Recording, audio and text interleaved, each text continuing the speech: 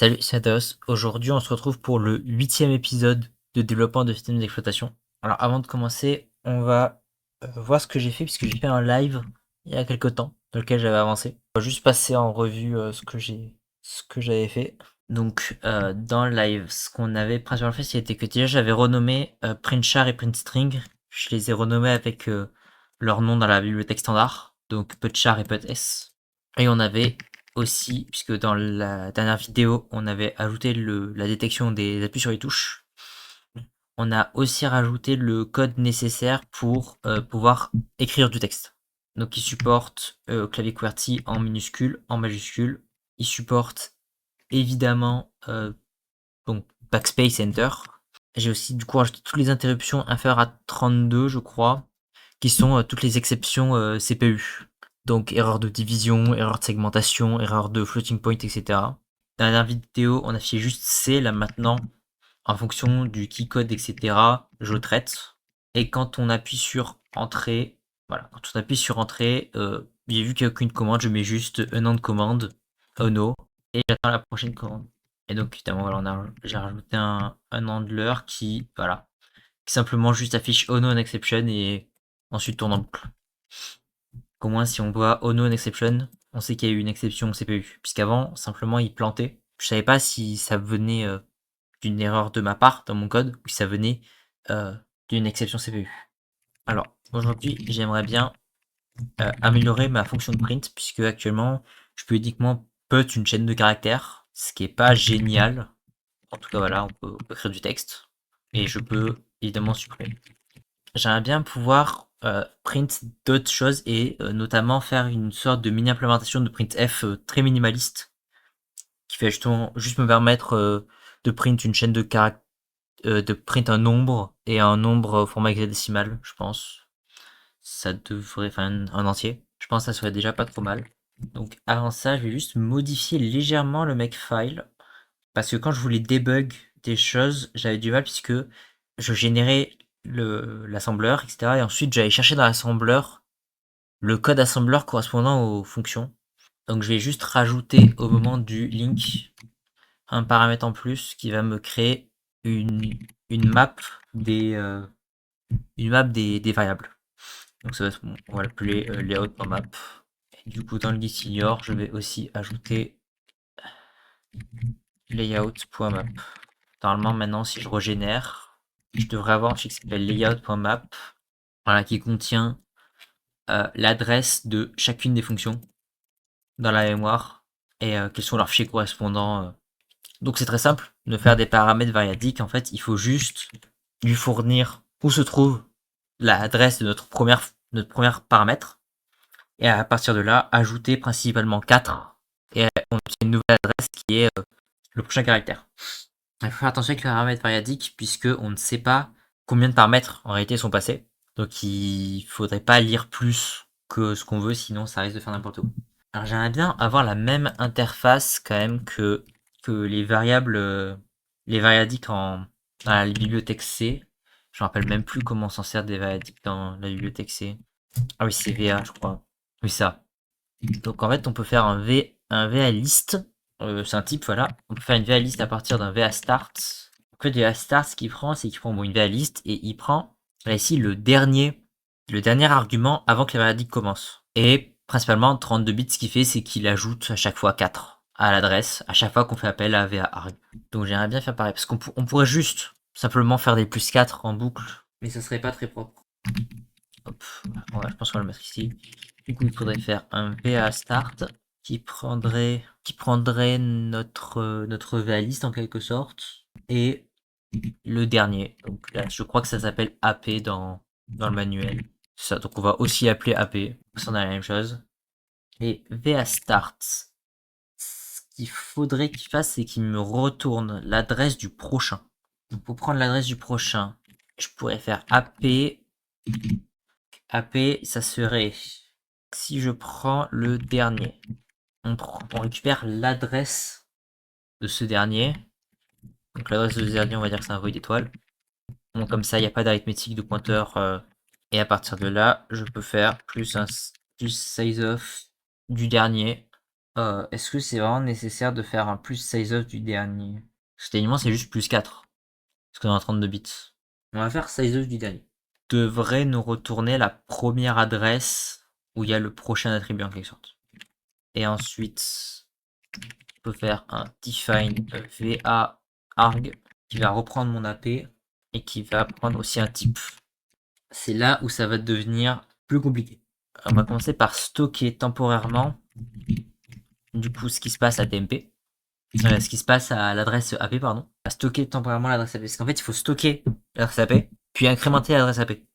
Mais il faut récupérer l'adresse d'avant. Donc je vais la stocker temporairement dans une variable TMP. Ensuite, AP, je vais l'incrémenter de la taille d'un pointeur par size of void étoile. Et ensuite, on va retourner TMP.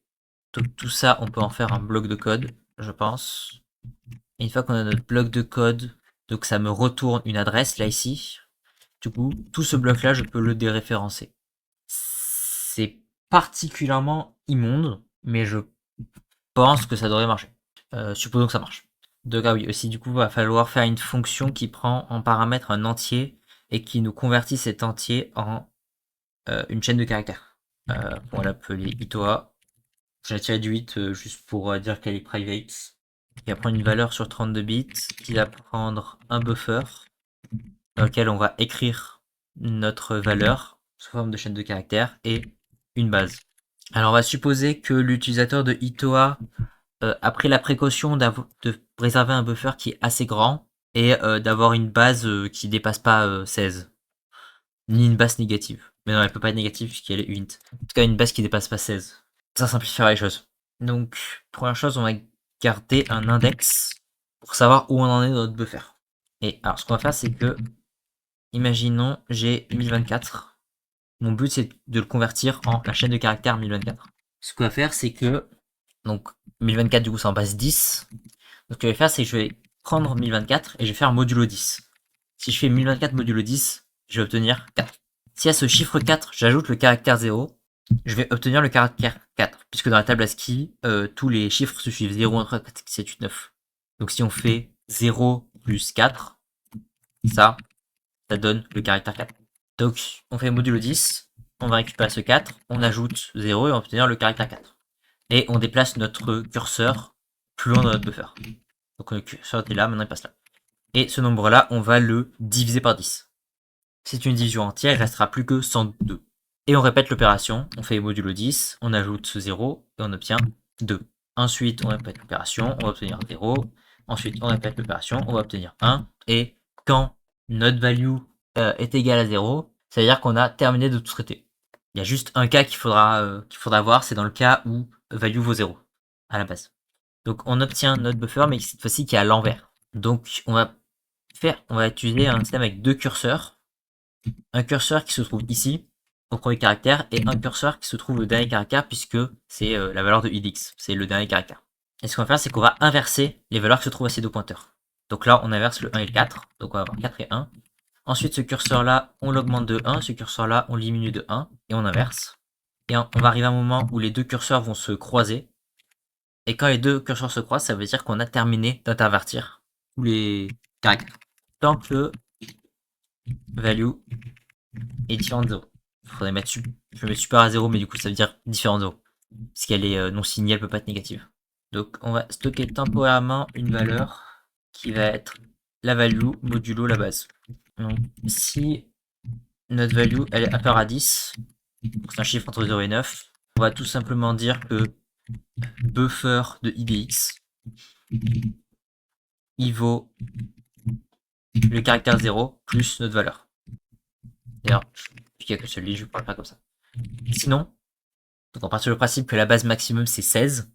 Ce qu'il faut faire, c'est que à buffer de idx, donc c'est idx, voilà.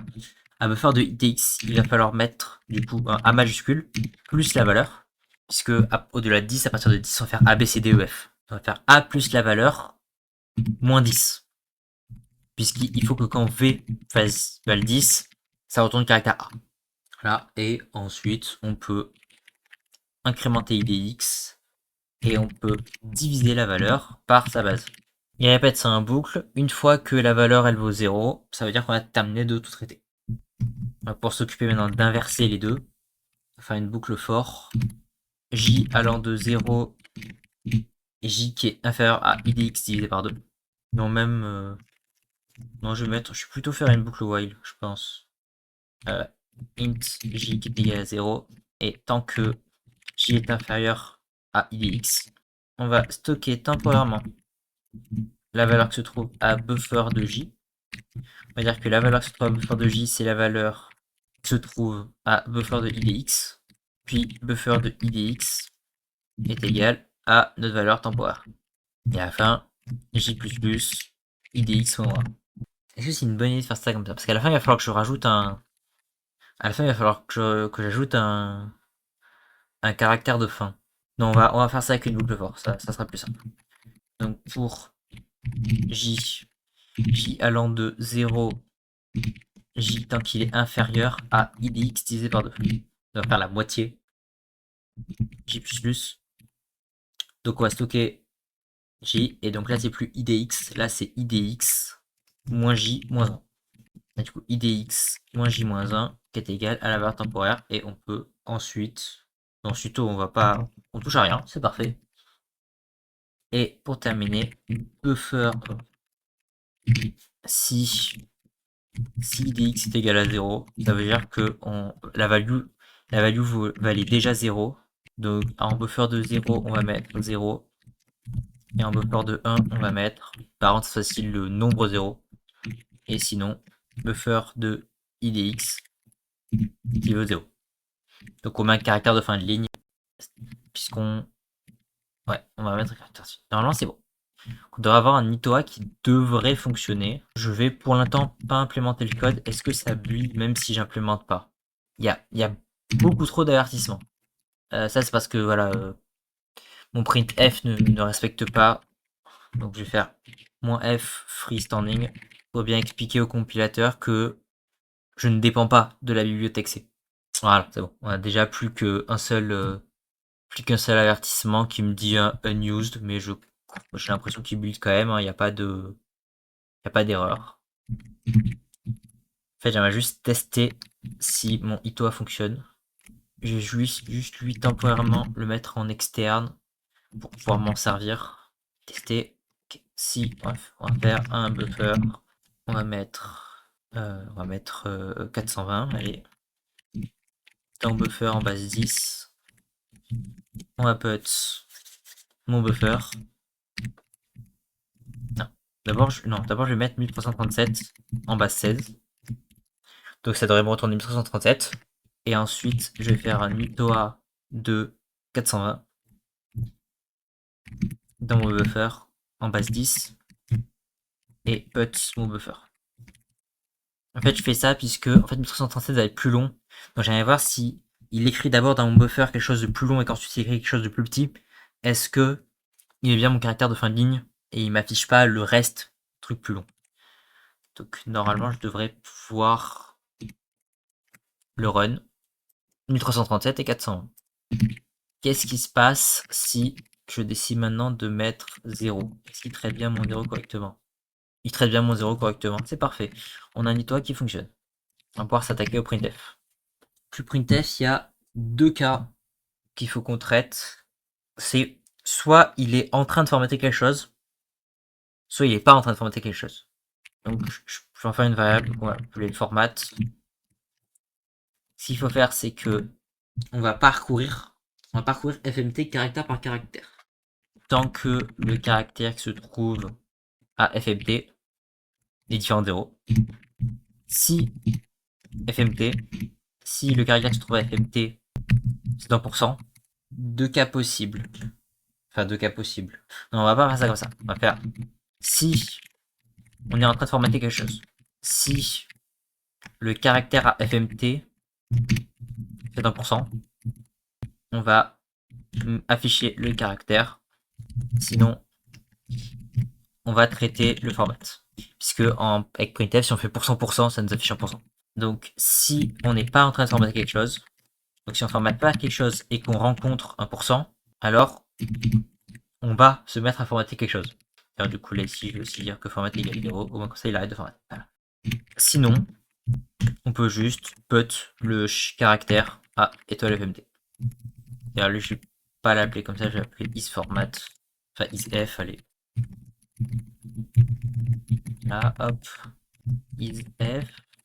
Et du coup, sinon, isF vaut 1. Et donc, c'est là qu'il faut traiter plusieurs cas. En termes de cas pour le caractère FMT, je vais traiter, déjà on va traiter %d. Ensuite, j'aimerais traiter %x pour afficher la valeur en hexadécimale. Et pour terminer, j'aimerais traiter %s. Et on va mettre un default au cas où. Donc si c'est un d, oui, d'ailleurs, il faut aussi qu'on initialise notre va_arg. Donc void étoile args, et ensuite on va pouvoir faire un va start. Le dernier c'est fmt. Et à partir de là, on pourra faire va_arg pour récupérer un argument. Donc si c'est un d, on va pouvoir faire appel à itoa sur va_arg. Donc de arg, on va récupérer un entier qu'on va mettre dans un format de buffer en base 10. Sinon, là ici, on va faire un itoa, toujours de va_arg, cette fois-ci toujours dans fmt buffer, et cette fois-ci en base 16. Donc suite à ça, il faut put. Bon, déjà on va définir fmt buffer. 32, ça sera amplement suffisant. On pourrait même techniquement se limiter à 8, enfin 9 avec le caractère de fin. On va mettre 32 pour être large. Et ensuite, on va garder un index aussi. Donc une fois qu'on a fait ça, on réinitialise notre index à 0 tant que fmt buffer. D'ailleurs, non, je vais plutôt garder un pointer, un buffer ptr. Ça sera plus optimisé. Donc le buffer pointer, on va le remettre à fmt buffer. Et ensuite, tant que le caractère a buffer pointer est différent de 0, on va faire un putchar de étoile buffer ptr plus. Et ok, je me suis trompé du coup dans ma syntaxe, dans mon va_arg, il faudrait qu'on voit ça. Et ensuite là pour le %s, du coup on va dire que buffer ptr est égal à va_arg. Donc de mes arguments, on va récupérer un argument de type char étoile. Et ensuite, on va juste faire ça. Tant que... Par contre, du coup, il y a un problème dans mon va_arg. Il faut que je le relise. Oui, pas content. Accepted expression before ouverture d'accolade. Ah, je pense qu'il veut que j'englobe tout ça. Ah, bon. Voilà, et là, s'il y a juste ça, je vais pas faire quelque chose de compliqué. Je vais littéralement juste print error. Mais non, non, pas un PTS, du coup, faut que je fasse un peu de charge. J'ai pas envie qu'ils me mettent de retour à la ligne. J'ai pas envie de m'embêter à faire des pointements, etc. Ça marche très bien, c'est tout ce qu'il faut. En vrai, non, techniquement, je pourrais juste skip, en fait, s'il y a pas de... S'il reconnaît pas le format. Au pire, tant pis. Bon, allez, on va tester tout ça. Ok, est-ce que je peux faire un hello IAM %s de Darius. Ensuite, on va mettre 0x%x. Donc, on va mettre 0x 1337. Et ensuite, on va mettre 69 au bout. Et on va mettre un int égal %d anti/. Et juste pour l'embêter, on va remettre une chaîne de caractères à la fin. Et on va mettre lol en majuscule. Allez. Je dois print IAM Nodarios 0x 1337 int égale 69 lol. Évidemment, il faut incrémenter ici, hein. Il faut incrémenter FMT au bout. Donc c'est ici, hop, FMT++. Ça devrait être bon. Voilà. I am Nodarius, Rux 1937, int égale 69, lol. Bon, c'est pas très propre, on va juste, du coup là ici, on va pouvoir remplacer mon pote par quelque chose de beaucoup plus propre. Printf, unknown command, sans s, is type help. Ah, d'accord. J'ai oublié de lui passer CMD. Avec commande hello, please type help. Évidemment, si je tape help, avec commande help, please type help. Bah, c'est parfait. Ben, en vrai, je pense que c'est déjà un bon début là pour la fonction printf. Je pense qu'on la modifiera au fur et à mesure pour ajouter des nouvelles fonctionnalités si on en a besoin. En tout cas, c'est tout pour moi. Sur ce, c'était Nodaos. Bye bye.